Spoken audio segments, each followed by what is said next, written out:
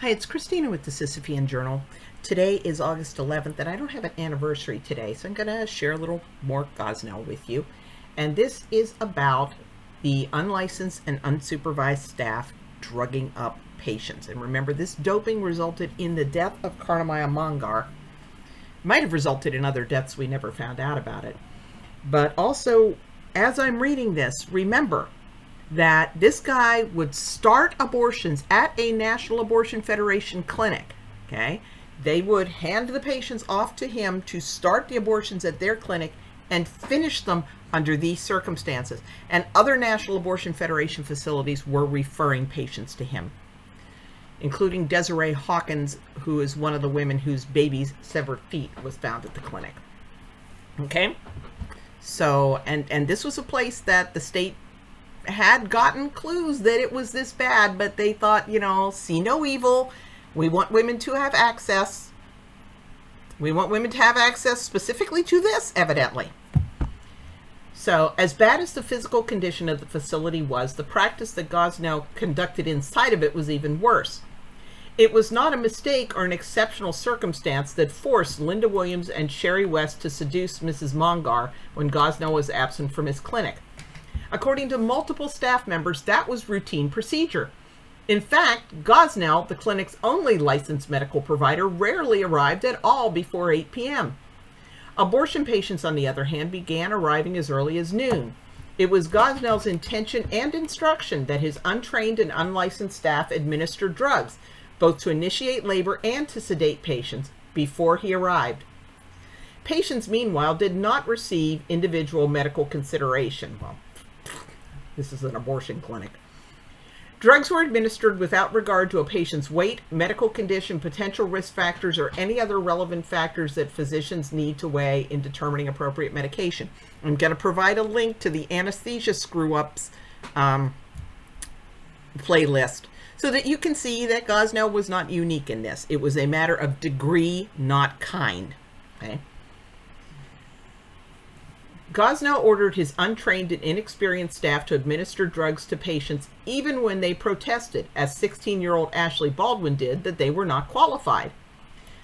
Gosnell told Ashley and other employees that if they were not willing to administer medication and anesthetize patients, procedures that Pennsylvania law requires a medical license to perform, they could not work at the clinic. As Karima Cross explained it, Gosnell told her when she was first hired that it was her job to medicate the patients when they were in pain. But after assigning this as one of her job responsibilities, he did not oversee what she did on individual patients. Indeed, he couldn't oversee his workers as they anesthetized patients because he was usually not at the clinic when they did so. His practice was to leave it to the untrained workers to decide when to medicate and remedicate the patients. He also left the precise medication mixture to the judgment of his unlicensed, untrained staff. Gosnell disliked it when the workers disturbed him by calling for medication advice. Ashley told us that he complained that they were rushing him. According to Lewis, you had to rely on your own. If you felt like they were in pain and you wanted to administer medication, you would just administer the medication yourself. Williams was known by other staff members to improvise her own drug cocktails. She would give a patient what she thought she needed, according to Ashley. She used what she wanted. West would do the same. Other staff members repeatedly reported this dangerous practice to Gosnell, yet he continued to give Williams responsibility for drugging his second trimester patients.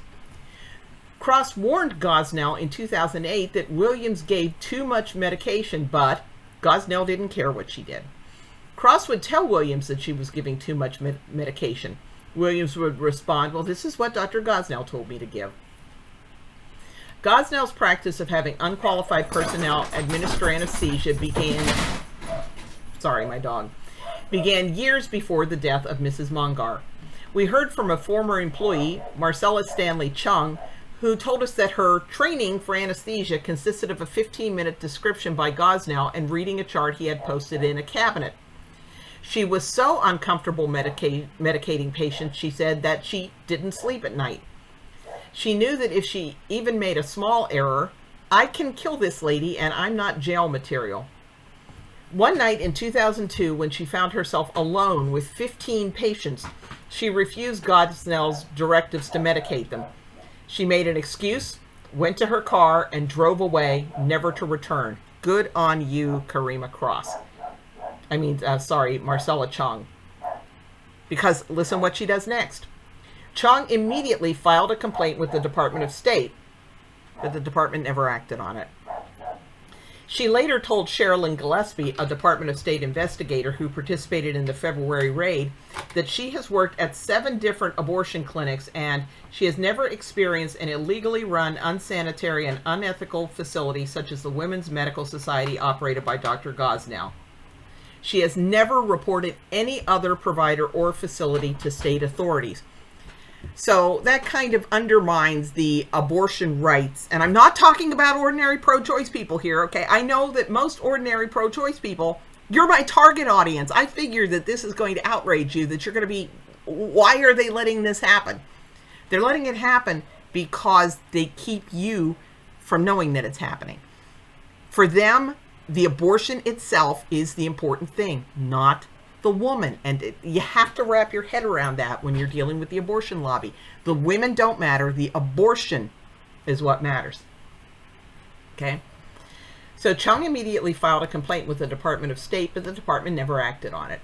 She later told Sherilyn Gillespie, a Department of State investigator who participated in the February raid, I already covered that she had never reported another facility. Gosnell knew that using unlicensed and uncertified staff was wrong. He had testified in the criminal trial of a man charged with illegally practicing medicine by assisting Gosnell with abortion procedures in 1972. I think that's going to be Harvey Carmen. In 1996, he was censured and fined in 2 states, Pennsylvania and New York, for employing unlicensed personnel in violation of laws regulating the practice of medicine. As far back as 1989 and again in 1993, the Pennsylvania Department of Health cited him for not having any nurses in the recovery room. Gosnell ignored the warnings and the law. He just paid his fines and knowingly continued the dangerous practice of employing unqualified personnel to administer dangerous drugs. It was his modus operandi. And if you pause for a minute, I'm going to see if I can find Marcella Chung's letter. I think it's in here. Okay, they don't have the entirety of Marcella Chung's letter, but they do cover what she said. Okay, so this is 8 years before Karnamaya Mongar's death in December 2001. Marcella Stanley Chung had filed a detailed written complaint with the Pennsylvania Department of State. That's the medical board. Although she wanted to remain anonymous, she provided her name and phone number and participated in a follow-up interview on March 4th, 2002. She informed the department investigator that Gosnell was using unlicensed workers, including herself, to give IV anesthesia to patients when he was not at the clinic, that his facility was filthy, that 2 sick, flea-infested cats roamed freely in the procedure rooms, vomiting throughout, that Gosnell ate in the procedure rooms, that the autoclave used to sterilize instruments was broken, that he reused single-use curettes, that there were no licensed nurses at the facility when IV anesthesia was administered, that Gosnell allowed one patient to use her cousin's insurance card to pay for an abortion, that Gosnell performed an abortion on underage children against their will if their mothers asked him to, and he performed other abortions without consent forms. Chung told the Department of State investigator that she thought a second trimester patient had died at a hospital after Gosnell had performed an abortion on her. And that's probably Shamika Shaw. And she said that she had seen patient files in which he prescribed 90 Percocet tablets, a narcotic containing oxycodone and acetaminophen, for a patient 1 week, and then again 90 more tablets the next week. She gave very detailed information about the files, what she saw, and when. She provided the name of at least one patient and suggested that the investigator look at her file. Chung wrote that any of the other clinic workers, except one named Jonathan, would be willing to confirm her information. But the investigator with the Department of State did not question any of the other unlicensed workers. And the Board of Medicine did not use its subpoena power to obtain files to substantiate Chung's complaint. No one even asked to see the facility or its files. The investigation, and I want to put that in quotes, consisted of 3 interviews. One with Gosnell, one by telephone with another doctor, Dr. Warren Taylor, who said he performed abortions at the clinic in 2002, and one with a pharmacist 2 blocks from the clinic on Lancaster Avenue. Dr. Taylor confirmed some of what Chong had said. He said he remembered one case where he had refused to perform a procedure on an underage girl, but that he did not know if Gosnell had done it. He claimed to know nothing more. The pharmacist said he had not detected a pattern of Gosnell overprescribing narcotics. However, by the time an investigation was finally concluded in 2010, that pharmacy had stopped honoring Gosnell's prescriptions. Gosnell, according to the investigator's report, did not directly contradict many of Chong's allegations, but made excuses instead. He also told outright lies that could easily have been disproved. He said that the clinic was licensed as a surgical facility, which it was not and is not. This fact could have been confirmed by a simple call to the Department of Health or by an internet search. Gosnell claimed that he did not use Schedule II controlled substances for anesthesia, even though he did. Gosnell asserted that he always administered the anesthesia, something any of the other clinic workers would have refuted. He acknowledged that he let his patients choose their own anesthesia from mixes entitled Heavy, Twilight Sleep, and Custom Sleep, names that should have been a tip-off that someone at the clinic was heavily sedating patients. Gosnell declined to provide a written response to Chong's allegations. Still, no one at the Department of State probed further to see if one of Chong's most serious contentions, that unlicensed employees were administering anesthesia with no medical professional present, was true. The investigator did not request to see any files.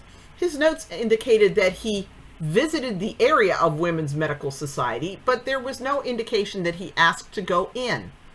He conducted his interview of Gosnell at a regional office in King of Prussia rather than at the doctor's office, where he could have confirmed many of Chong's allegations firsthand. Even with this superficial inquiry, the investigator recommended further action. He concluded his report by suggesting that the Department of Health be notified of Chong's complaint, which, he wrote, alleges issues at Women's Medical Society that may be detrimental to staff and the public. The investigator made it clear that he had not notified the Department of Health when he submitted the report. His investigation was completed by August 2, 2002. According to the files turned over to the grand jury by the Department of State, no further action was taken until April 29, 2004, nearly 2 years later, when Greenwald, the same prosecuting attorney who had recommended against following up on Shamika Shaw's death, also recommended closing the case on Chong's allegations. With serious allegations that Gosnell was allowing unlicensed workers to administer IV anesthesia, that he was overprescribing Percocet, that he was violating many provisions of the Abortion Control Act, Greenwald did not subpoena any records from the clinic. He did not send the investigator back to talk to the other unlicensed workers as Chong had recommended. He simply concluded that the allegations had not been confirmed and recommended no prosecution. And Hartwell, the senior prosecutor in charge, agreed. So, even though the alleged violations were ones that the Department of State was charged with enforcing, Greenwald seconded in 2004 the recommendation that the investigator had made in 2002 to send the case off to the Department of Health for review and investigation. Records subpoenaed by the grand jury from both the Department of State and Department of Health showed that even this shirking of responsibility failed to show that this shirking of responsibility, the simple act of handing off the case to someone else, was ever carried out. The Department of State had supposedly been investigating Marcella Chong's alarming allegations since December 2001, long before the department and the Board of Medicine received the report of Shamika Shaw's death as a result of an abortion procedure at Gosnell's clinic. It is incomprehensible to us how state officials could decide not to investigate the 22-year-old's death after hearing Chong's complaints, especially since an insurance carrier and the state of Pennsylvania's catastrophic loss fund had already agreed to settle with Ms. Shaw's heirs for nearly $1 million. There can be no claim of a communication gap or of a case simply falling through the cracks. A single Board of Medicine prosecutor and his supervisor disposed of both the Chong allegations and the Shaw case at the same time. The board had the authority to impose disciplinary sanctions or take other corrective measures if it finds that a doctor has practiced negligently. If nothing else, the board prosecutor should have contacted the insurance company to find out what its investigations had revealed that prompted it to settle the malpractice suit in the Shaw case. Even without a minimal effort at investigation, there was possibly one prosecutable violation apparent from the day the insurance carrier reported its settlement payment. Gosnell had not reported the Shaw civil suit to the Department of State. Depending on when the suit was filed, Pennsylvania's MCARE Act would have required him to report any malpractice action to the Board of Medicine within 60 days of filing. So this is not, oh, we had no idea. This is, we knew, but we did nothing. So I got the National Abortion Federation, who considered this place good enough to refer patients to, another National Abortion Federation facility that actually had Gosnell working in their clinic and then having their patients show up on day 2 for their procedures there.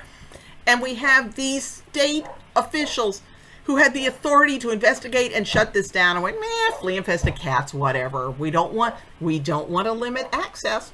We do not want to limit access. We don't want to limit access to flea-infested cats roaming around and vomiting all over the floor of the procedure room. This is how much regulatory capture you are seeing with the abortion industry.